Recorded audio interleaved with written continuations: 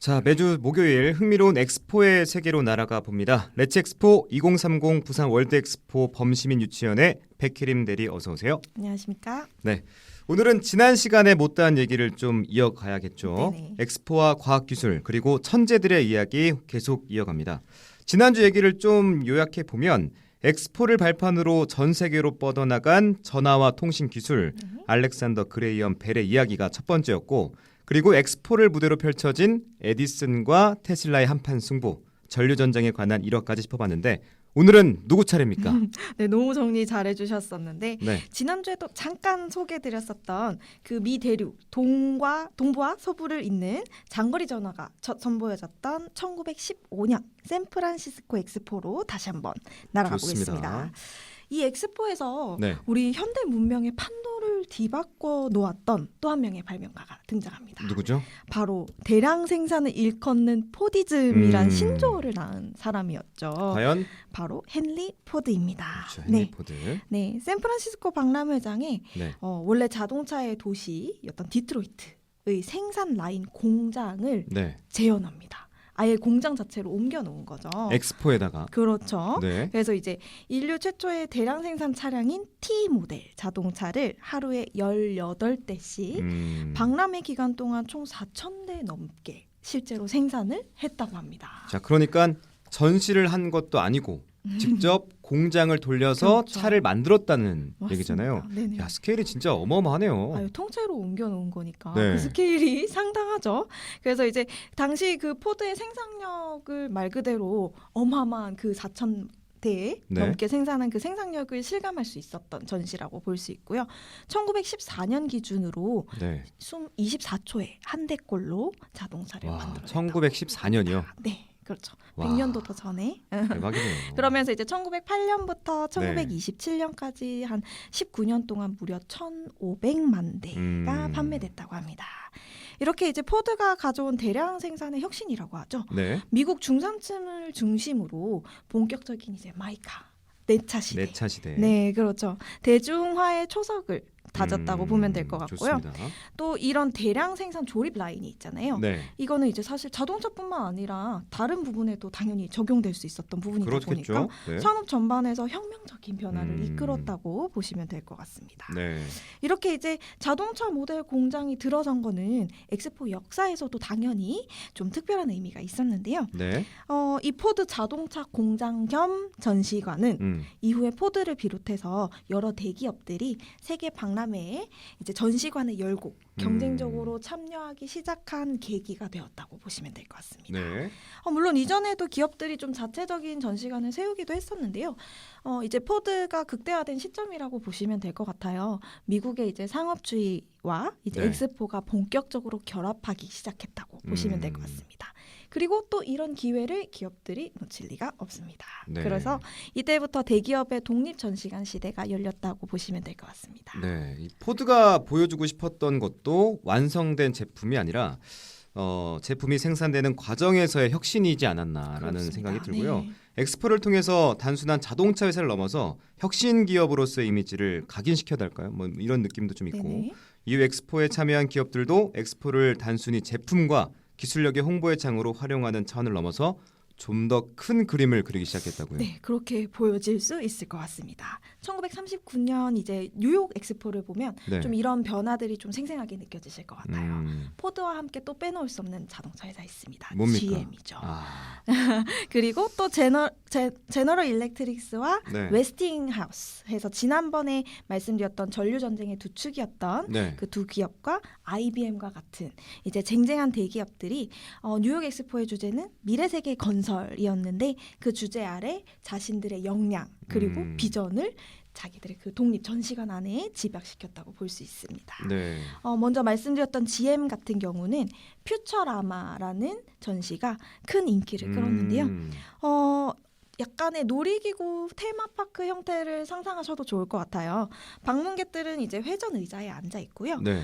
약 20년 후인 당시로부터 한 1960년대의 미국 풍경을 그린 디오라마 영상을 눈앞에 보여줬다고 합니다.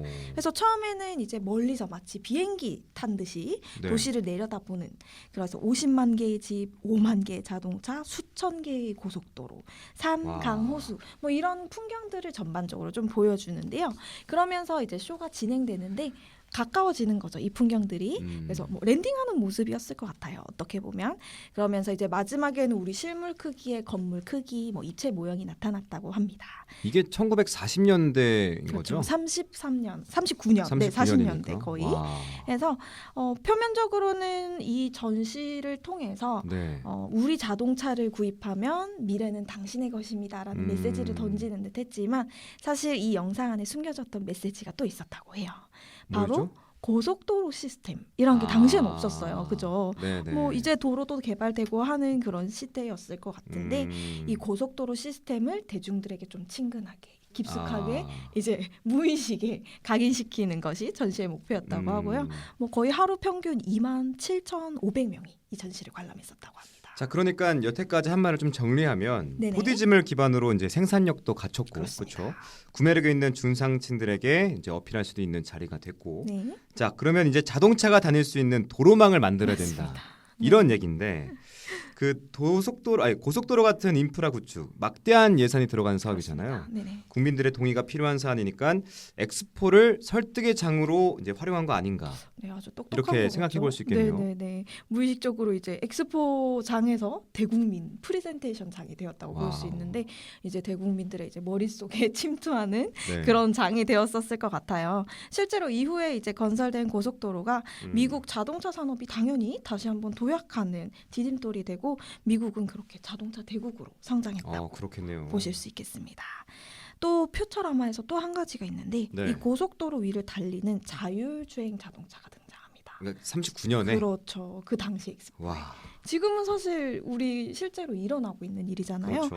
그래서 엑스포가 실제로 약간 미래를 내다보는 장이었다는, 와. 그리고 그걸 또 그려내면서 대단하다. 상상하면서 이뤄내야겠다는 그런 목표도 오. 있었을 것 같습니다. 네. 그래서 이런 사실들을 확인하면 좀 가슴이 좀 먹먹해지기도 하는 그런 순간일 것 같고, 이렇게 이제 GM과 함께 뉴욕 엑스포에 참가했던 포드는 또 한번 보면 네.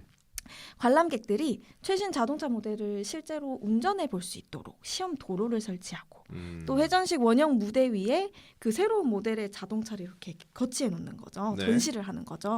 그래서 전시 기획면에서도 당시로서는 아주 참신한 시도를 했는데 이게 바로 오늘날 모터쇼의 좀 원형, 그러니까요. 전형이 되었다고 보시면 될 것 그게 같습니다. 자꾸 그려지더라고요. 그렇죠. 이 네. 위에 올려놓고 네, 그래서 네. 관람객들이 새로운 모델의 오. 차를 구경하는.